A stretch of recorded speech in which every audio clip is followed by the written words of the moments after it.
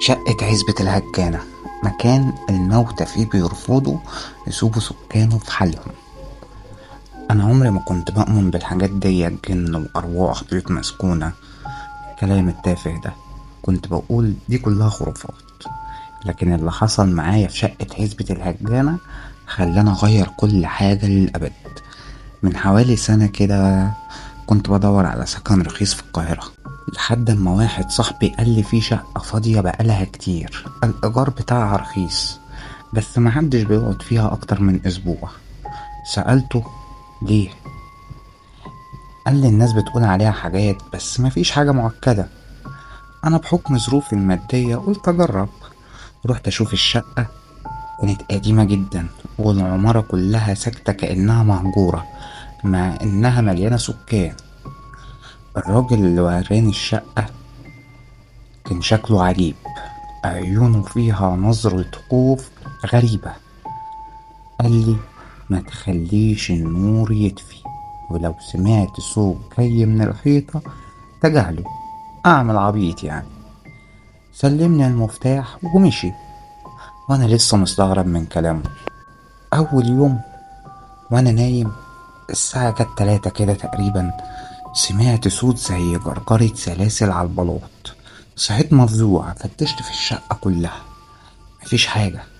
بس وانا راجع اوضتي شفت على باب الحمام كلمة مكتوبة بالدم: هو لسه هنا. خفت قوي، ايوه، بس قلت يمكن حد بيهزر قبل كده ومسحتها. وعدى اليوم ونمت وخلاص. اليوم التاني النور فصل فجأة من غير سبب، ولما جيت اوصل الفيشة الكهرباء رجعت، بس الحمام كان مفتوح والنور جواه شغال رغم اني قافله. دخلت لقيت المراية مكتوب فيها بالبخار: رجعهولي. بدأت أحس إني مش لوحدي، وقلبي وقع في رجلي. عديت اليوم، واليوم التالت في بداية اليوم وأنا نايم حسيت بإيد بتمسكني من رجلي، إيد باردة فعلا شدتني على الأرض. قمت مرعوب وسمعت صوت ضحك الطفل جاية من جوه الحيطة. مسكت تليفوني وصورت الصوت وسمعته تاني، كان في الخلفية صوت همس. أنا مش لوحدي فعلا، في حد تاني جاي ياخد مكانك. جريت على الباب، مقفول وكل حاجة. اما افتح الاقي نفسي راجع على اوضتي تاني، وفي اللحظة دي الحيطة اتحركت، الحيطة اللي فيها السر فعلا. بالفعل كان في حيطة بتتهز، وانا مرعوب قربت منها ولقيت فيها فتحة صغيرة مسدودة بخشب مدهونة. كسرتها، لقيت أوضة مدفونة جوه الحيطة.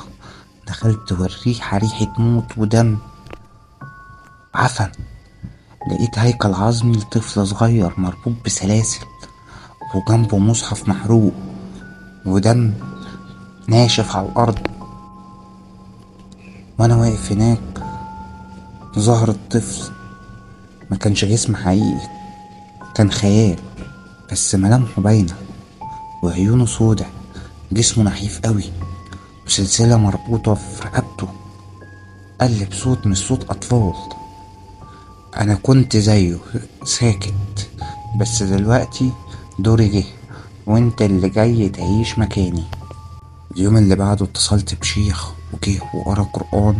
فجأة الحيطان بدأت تنزف دم، والطفل ظهر مرة تانية وصرخ صرخة عالية جدا، لحد ما الشيخ صرخ وقال: البيت ده مش فيه روح واحدة، ده مدفون فيه أرواح اتعذبت بالسحر، واللي عمله لسه عايش. والشيخ رفض يكمل وسابني وخرج، وقال لي لو قدرت تطلع ما تبصش وراك. انا خرجت من البيت ده، ومن يومها وانا بتكلم وانا بحس ان في حد بيراقبني. ولما نمت بعدها في شقتي الجديدة حلمت بالطفل واقف تحت سريري بيقول لي: لسه ما كملناش يا صاحبي.